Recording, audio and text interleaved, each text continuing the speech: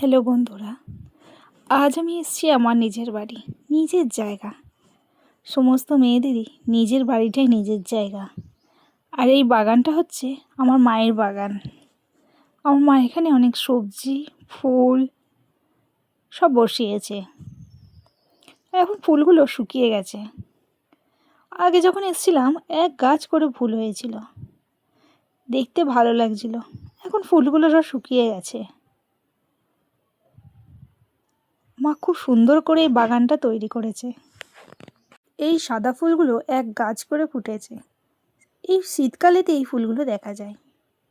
এখানে আবার বেগুন হয়েছে। এখানে খুব বাঁদর আছে। বাঁদরে এসে না সমস্ত সবজি খেয়ে চলে যায়।